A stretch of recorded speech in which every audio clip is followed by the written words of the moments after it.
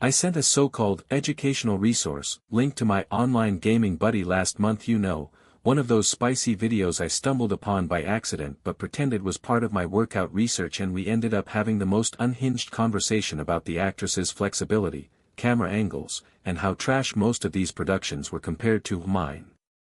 What I didn't know, what still blows my mind to this day, is that my good brother, the one I talked about postures and lighting and acting skills with, was actually a girl.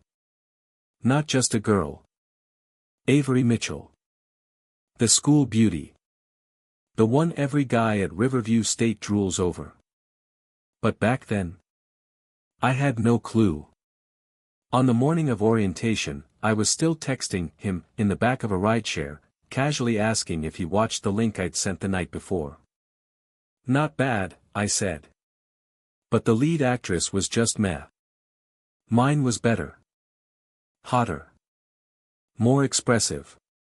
I really said that. To her. And guess what? She didn't even call me out. Instead, she hit back with, "Was that senior girl in the vid your type?" and even offered to analyze a few other scenes with me. Bro, I thought I'd found a real wingman for life. That's how blind I was. So there I was, rolling up to Riverview with my suitcase, totally hyped. First stop, I grabbed a quick lunch at a spot near campus, figured I'd eat first before heading to the admin building for registration. After chowing down, I hauled my suitcase over to the registration desk, cracked it open to pull out my ID and acceptance letter, and bam. My brain short-circuited. I was staring at a suitcase full of tight lingerie, lace bras, pastel thongs, and silky thigh-highs. And it wasn't mine. My mind went into emergency lockdown. Teachers and students at the table stared at me like I was some creep from a true crime doc. This isn't my suitcase. I stammered, red as hell, clutching the pastel lace like a guilty perv. I scrambled out of there with the speed of a man on fire, suitcase in tow, wanting to evaporate into the campus bricks. My real suitcase had my student ID, admission letter, basically, my right to exist in this university, and now it was MIA.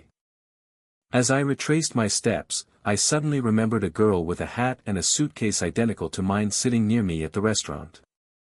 Must have been her. Must have been the switch. Meanwhile, in the girls' dorm at Lakeside Hall, Avery Mitchell sat on her bed, unzipping the exact suitcase I was supposed to have. Inside were my clothes, my ID, my acceptance letter, and, unfortunately, my diary. Yeah.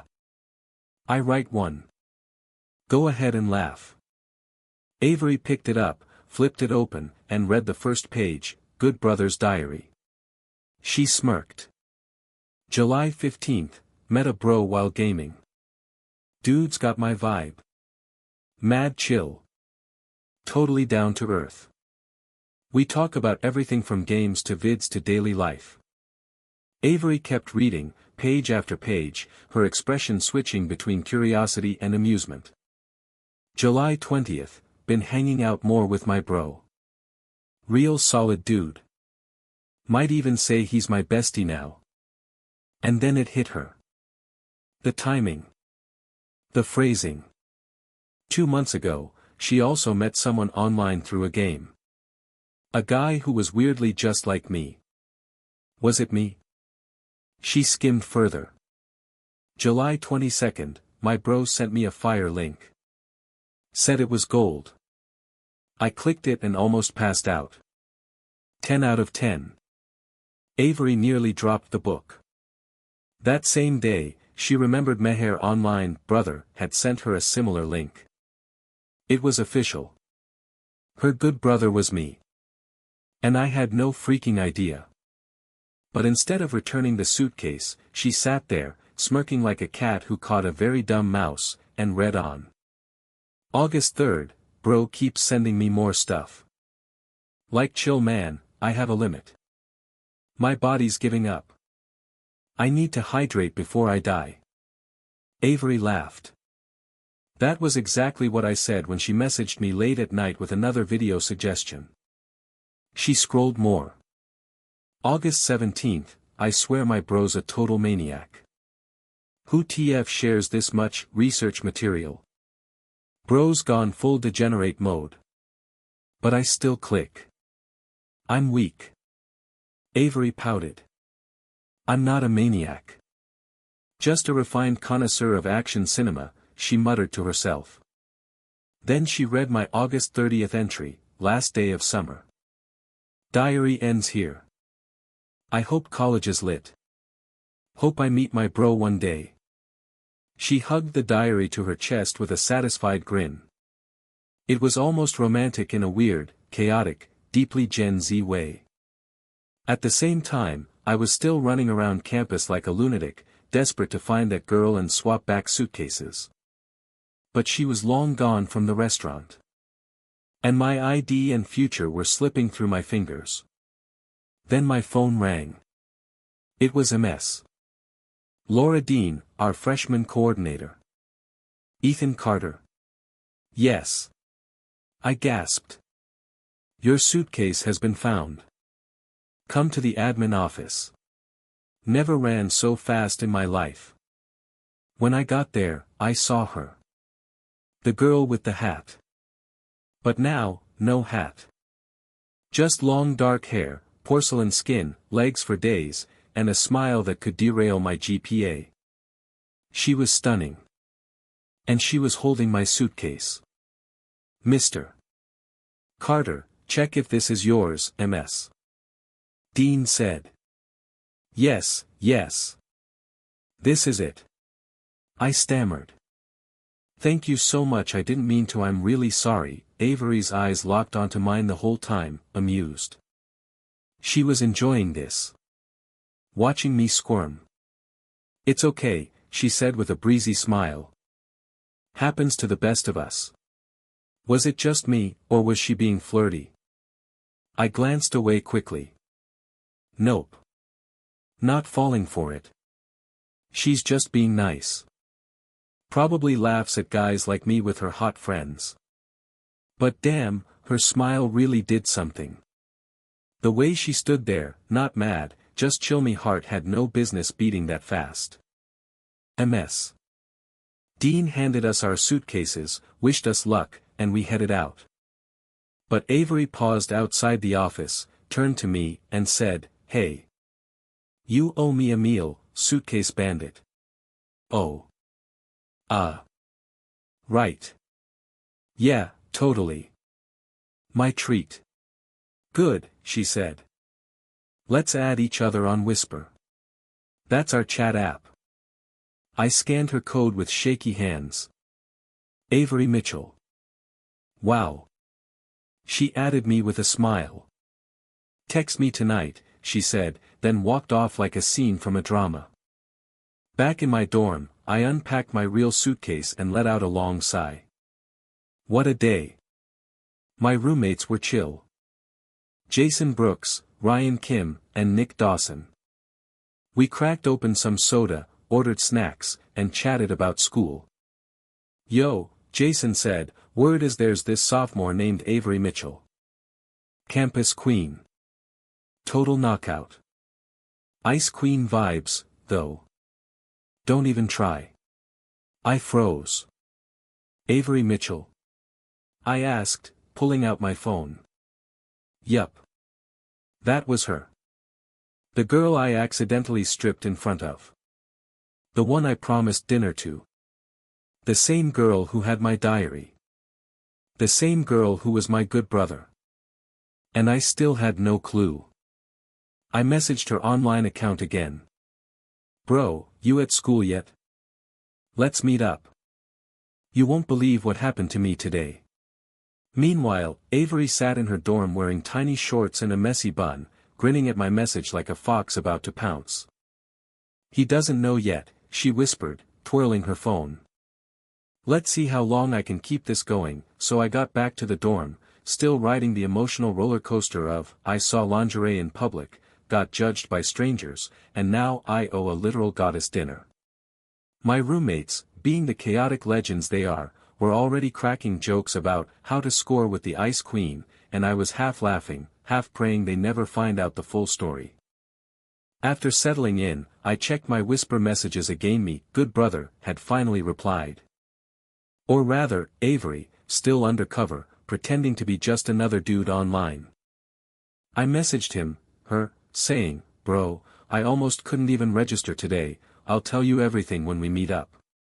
And of course, she replied with some generic excuse like, I've got stuff to do, let's link up another day, which I didn't think too hard about. Still clueless. Still dumb. Still me. That night, I scrolled through Avery's whisper moments, basically her version of Instagram, and realized all the signs were there. Photos around campus, group shots with her friends, a selfie next to the Riverview State Fountain. The girl was a senior. And I was her clueless junior. At the time, I didn't think she was my good brother, though. Just figured she was hot, popular, and somehow didn't hate me. I shot her a goodnight message just for form's sake, not expecting much. The next morning, we had orientation again and our first real taste of military training. It wasn't full drills yet, just standing under the blazing sun for 3 straight hours in formation. My body was like, we didn't sign up for this. I was melting.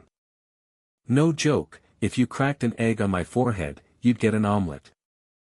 When I stumbled back to the dorm and collapsed on the bed, I wanted to cry, eat, and sleep all at once, but mostly sleep. Then my phone buzzed. Hey, Junior, rough day out there. Of course, it was Avery. She had no chill, and apparently no sense of boundaries either. Yeah, I'm fried. My legs are gonna fall off, I replied. Then she said something that made my heart stop. Want me to come massage them? I stared at the screen. Was this another joke? I mean, she had a habit of teasing me online, but this was next level. Sure, I typed, half laughing, come on over. Cool. Which unit are you in? She replied. Wait. Was she serious? 18th. Got it, she said. I put the phone down thinking there was no way she'd actually come. No way. Right? Wrong. Fast forward 2 hours later, we were back on the field for afternoon training.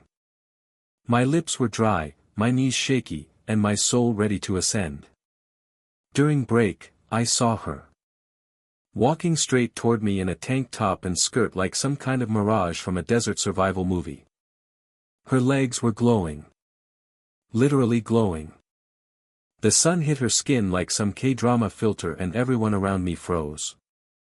Yo, who is that? One guy whispered. No way, that's his girlfriend, right? Another asked. That's Avery Mitchell. The campus queen. What the hell is she doing here? I tried to act cool, but inside I was short-circuiting. She walked right up to me and smiled. Hey, Junior, I got you fruit tea. You looked like you were dying this morning. The silence around us was so loud. All eyes on me. Every guy around probably wanted to throw me into a locker. I took the drink with trembling hands and whispered, thanks, senior. She leaned in with that mischievous smile and said, are your legs still sore? Want that massage now? I choked on my tea. Here. In front of the entire campus. I'd die from embarrassment. She laughed and said, you're no fun. We walked to the shaded side of the field. You're acting shy, she teased. What's the big deal? Nothing, I said. It's just you're being really nice to me. Too nice, she raised an eyebrow. What, you think I like you or something? I froze. Brain.exe stopped working. Because if I did, she leaned closer, would that be a problem? The teasing tone, the smug smile, the glint in her eyes, this girl was on a mission to ruin my sanity. I mean, I said, trying to act composed, I wouldn't say no. You're kind of perfect. Kind of, she repeated with mock offense. You better watch yourself, Junior. I just don't want to assume anything, I muttered. Assuming you like me and being wrong would make me a clown. She looked at me, tilted her head, and smirked. Then don't assume. Prove it. What does that even mean? Who talks like that? Anyway, we ended up agreeing to grab dinner later. I figured we'd go somewhere fancy, like a decent restaurant in town.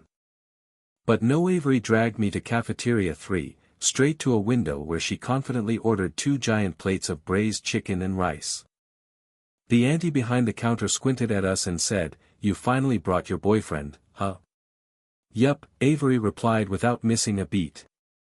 I nearly passed out. Senior," I hissed under my breath as we found seats.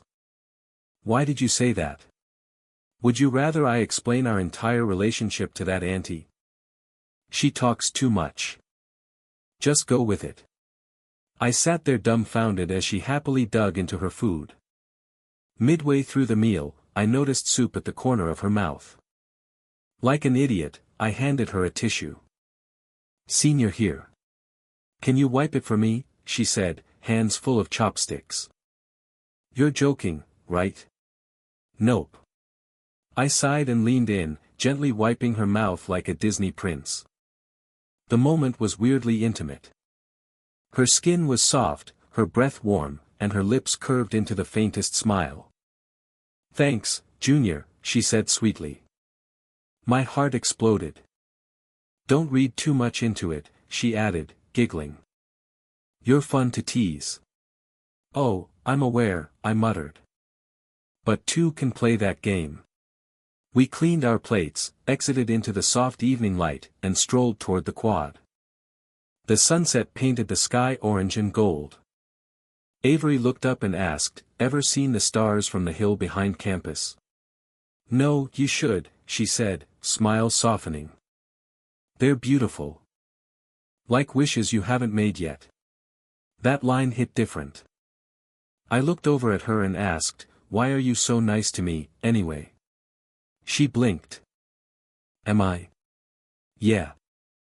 I mean, girls don't usually go out of their way like this." "Not for me." She laughed. "Wow, you're really easy to flatter. Guess you'd fall for any girl who brings you fruit tea. If the girl is you?" "Maybe." She smirked. "Dangerous answer." "Honest answer," I shot back. We ended up sitting on a bench near the field where some seniors were singing with Bluetooth speakers. She dragged me closer to listen.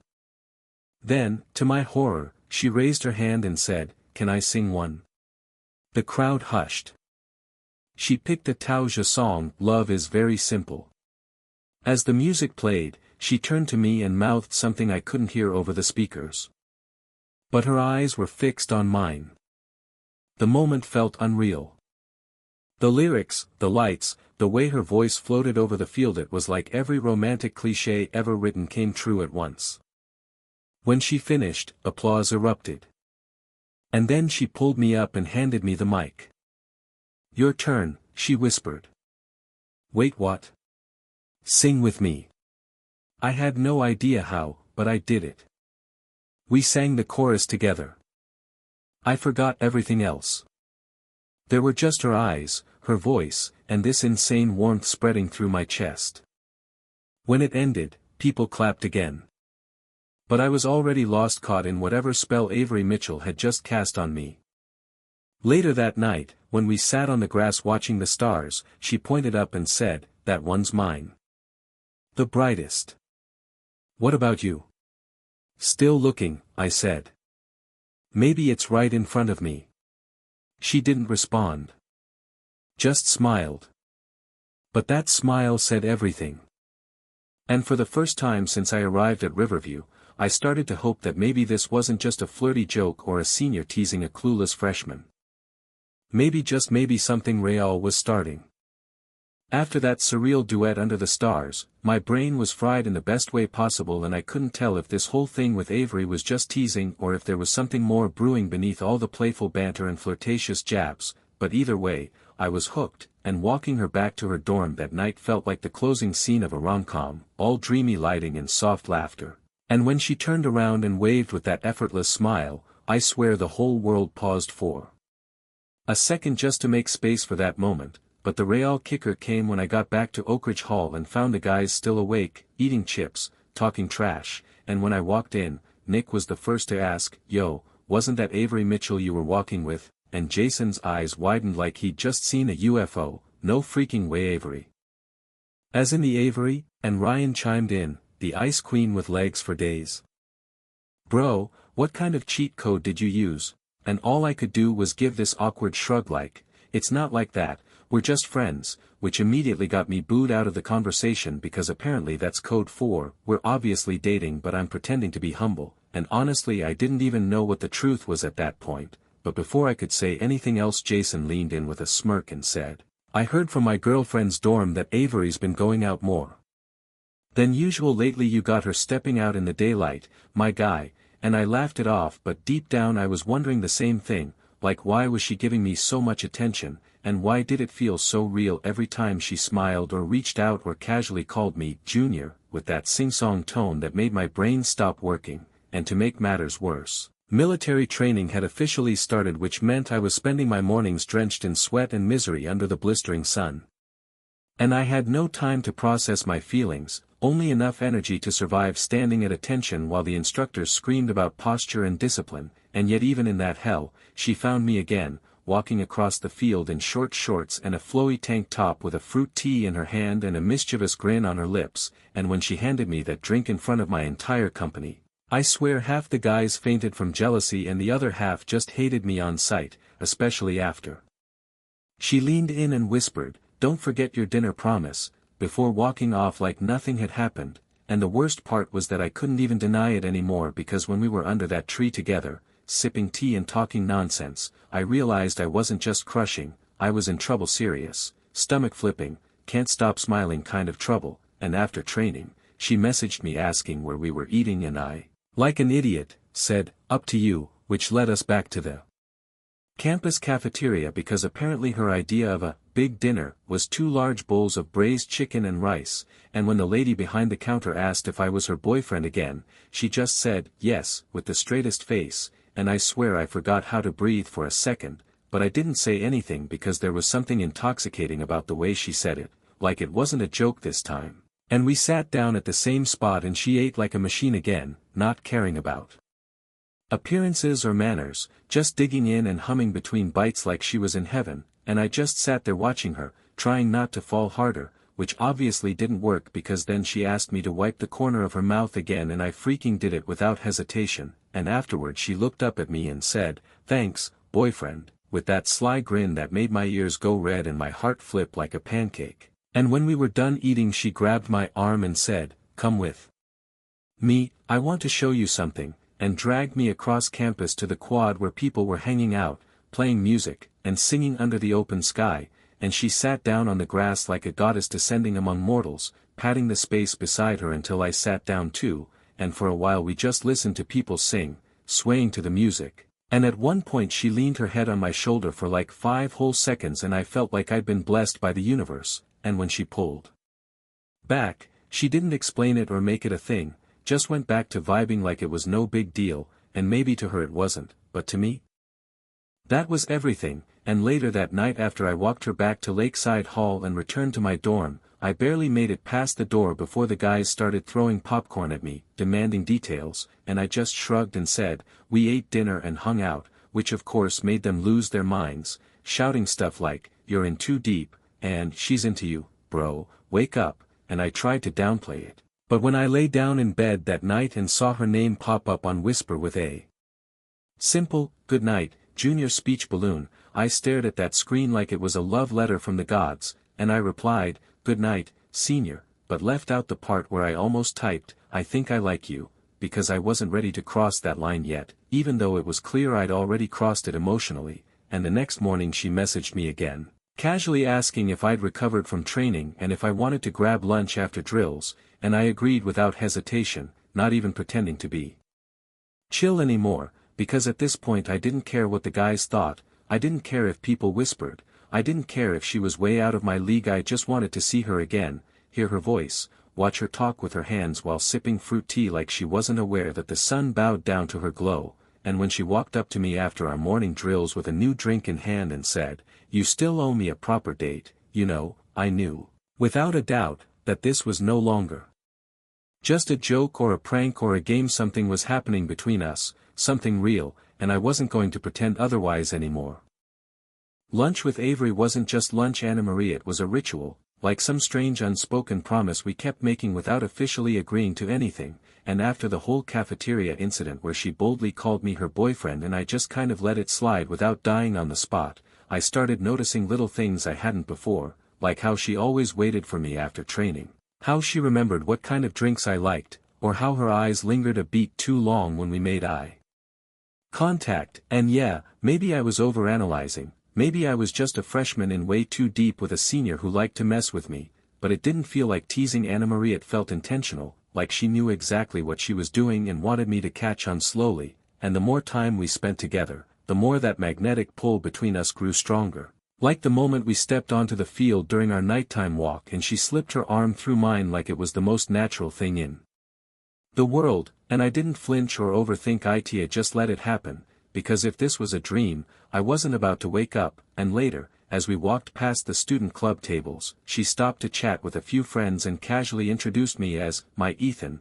which sent my heart directly into cardiac arrest, but I kept my cool, nodded politely, and made it out of there alive even though my brain was playing fireworks on loop. And later that evening, back at the dorm, the guys had already heard the rumors, like Jason burst into the room yelling, "Bro, you and Avery?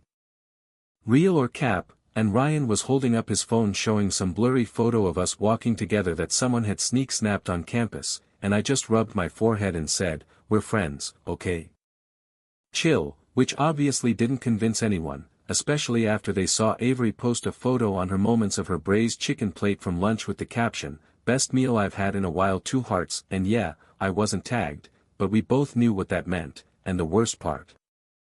She did it knowing full well I'd see it and spiral, which of course I did, because I was starting to think about her all the time, like during military drills when my legs were cramping and I wanted to die. It was her voice I imagined saying, "You got this, Junior," and when I couldn't sleep at night, I'd check my messages hoping she'd send something random just to talk, and then came the night when she actually called, not texted, not voice messaged, but a real calend I answered half asleep with a groggy, "Hello," and she just giggled on the other end and said, "You sound cute when you're tired," and I shot upright like someone hit the emergency alarm in my brain, and we talked until 2 a.m.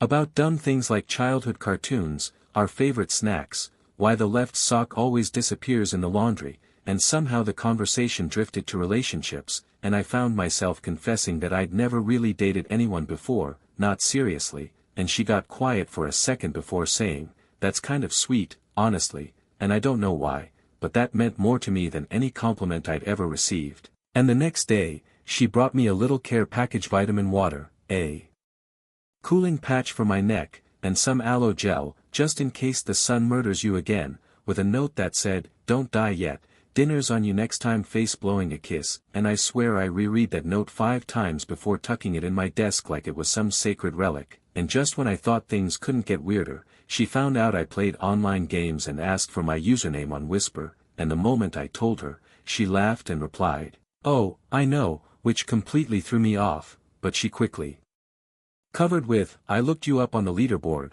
duh," which I accepted like a gullible fool, not realizing she already knew who I was all along. And that night we queued together in-game and completely obliterated every team we faced, her trash talk in the chat making me laugh so hard I almost lost one round because I was too busy wheezing, and by the end of the night she sent a screenshot of our win streak with a caption, "Power couple vibes," which made my brain short-circuit again because what did that even mean?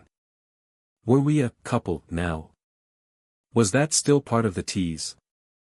And I knew I should have asked, I knew I should have clarified everything, but then she sent a final message, "Sleep well, my junior dizzy," and my heart just gave up trying to act rational at that point. And the next morning, she showed up to the training field again, this time wearing sunglasses, a white tee, and those killer shorts, holding 2 bottles of Gatorade, one of which she pressed into my hand without a word. And every guy around us just stopped and stared like I was some kind of god, and Honestly, I didn't blame them because if I wasn't me, I'd be jealous of me too, and then she leaned in and whispered, "Don't faint today," with this sly grin that had me struggling to stand still for the rest of formation, and as if that wasn't enough chaos, after lunch she asked if I wanted to hang out at the art building to watch some people do live sketching. And we ended up sitting in the back while a girl up front drew quick portraits of anyone willing, and when Avery got called up, she winked at me before striking this dramatic pose like she was on a magazine cover, and then came back holding her sketch, looked at me, and said, "Wanna keep it?" And I, without hesitation, said yes, because I didn't want a drawing, I wanted a piece of her world to hold on to, and I think she knew that, because the smile she gave me then wasn't playful or teasing or smudge, it was real, like she was actually letting me see the part of her she didn't show to anyone else, and after that, it was like something shifted between us, like the air was different, thicker, charged, like maybe we were standing at the edge of something bigger than just school lunches and late-night calls, like maybe we were finally starting to figure out what we meant to each other, and I knew deep down I couldn't stay quiet much longer. After that sketching session where Avery handed me her portrait like it was some secret message in disguise, I couldn't stop thinking about her smile, not the usual teasing smirk or smug grin, but the one she gave me when I took the sketch without hesitation, like she'd finally dropped her guard for a second, like I was no longer just a toy for her amusement but maybe something more, and as much as I tried to stay chill on the outside, I was spiraling on the inside because every little thing she did kept building up, bringing me drinks without asking, making up excuses to call late at night, even brushing dust off my collar like it was totally normal for a girl like her to invade my personal space and my head all at once. And when I got back to the dorm that night, my roommates were already roasting me without mercy, like Jason held up the sketch and said, "Bro, she gave you a self-portrait.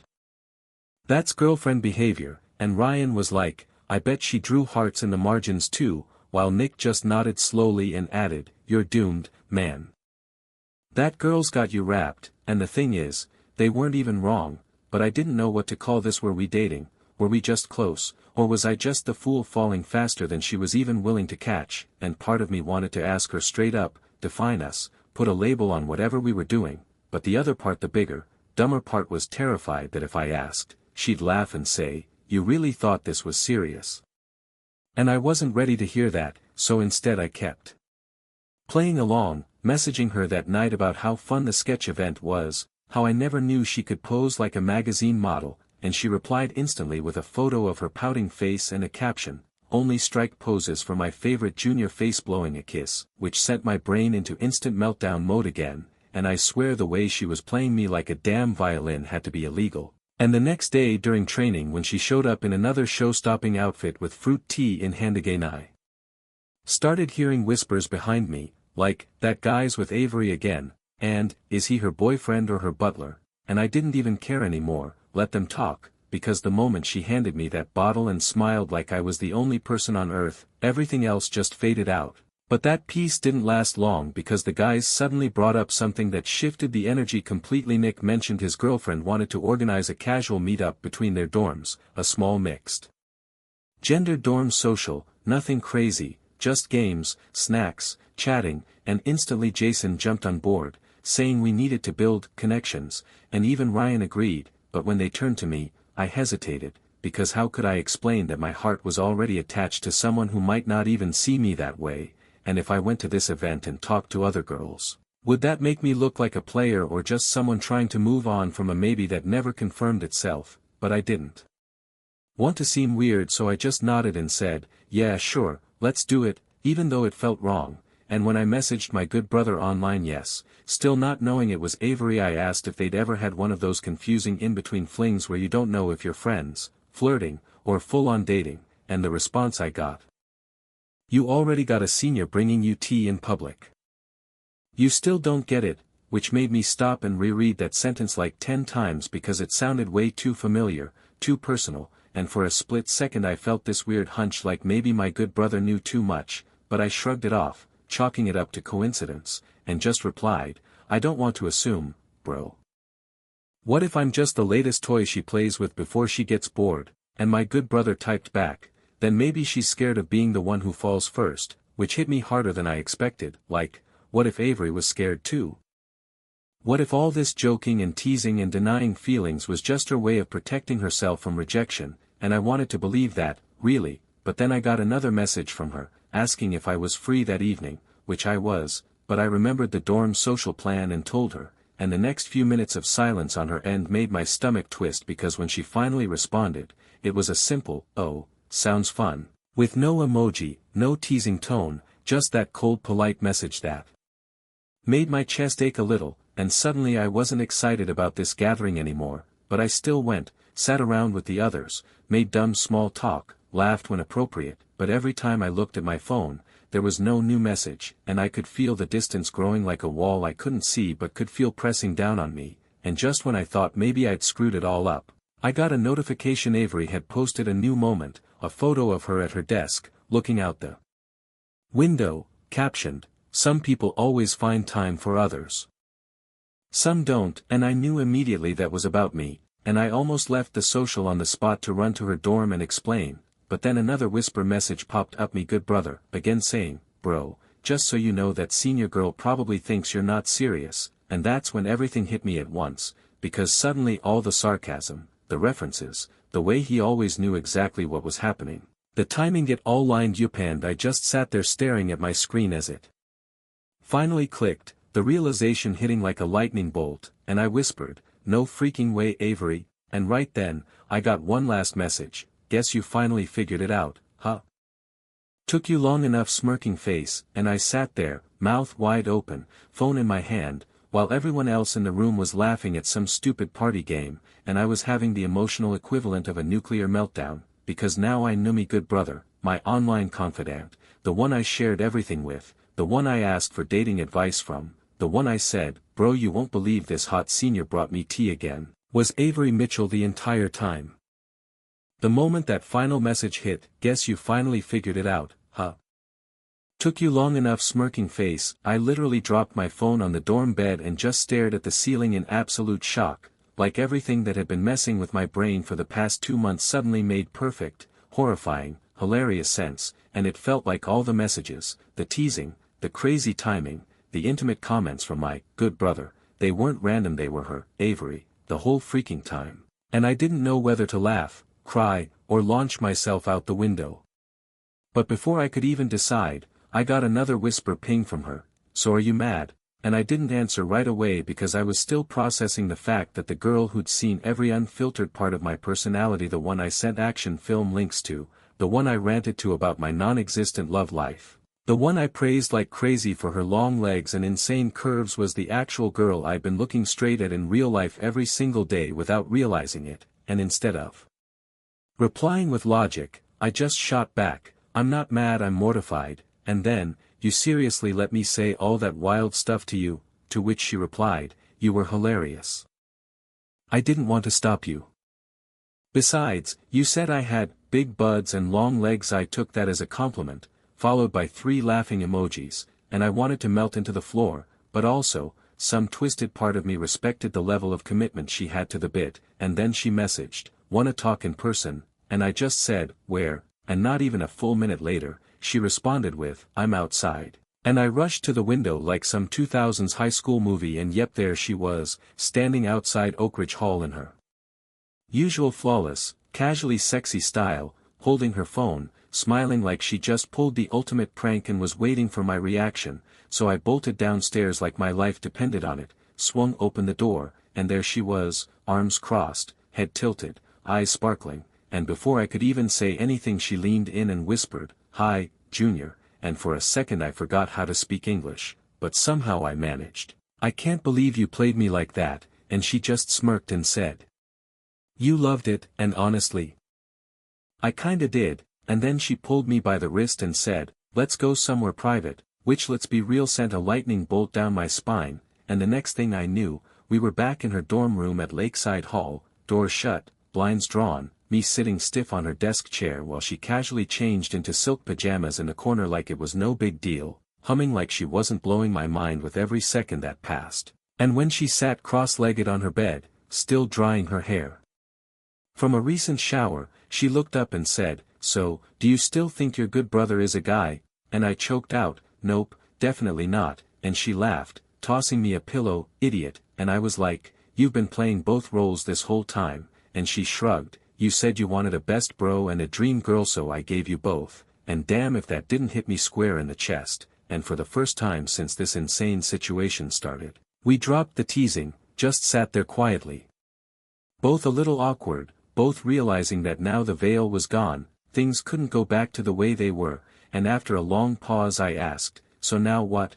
And she looked at me seriously and said, "Now we stop pretending," and that word pretending carried so much weight because we'd both been doing it, hiding behind usernames, behind senior and junior, behind flirting and denials and silence. And in that moment I finally let myself say it, "Avery, I like you," just like that, no jokes, no memes, no gifs, just the truth, and her eyes widened for a second before she smiled and said, "Took you long enough," and the tension in the room disappeared instantly, like we both exhaled the same invisible weight, and she got off the bed, walked over to me, and placed her hand on my shoulder, leaning in until our foreheads touched, and whispered, "I like you too, dummy," and I think my heart stopped for a beat, maybe two, and then she kissed me soft, unhurried, like she'd been waiting for the right moment this whole time, and I kissed her back, not because it was romantic or cinematic or magical, but because it was real, and after that we sat on her bed, her head on my shoulder,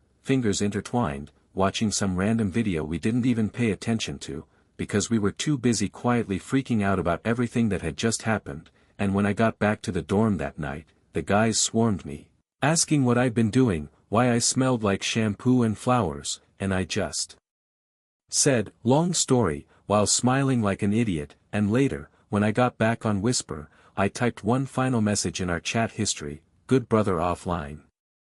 Boyfriend mode, activated," and she replied instantly, "Took you long enough, red heart."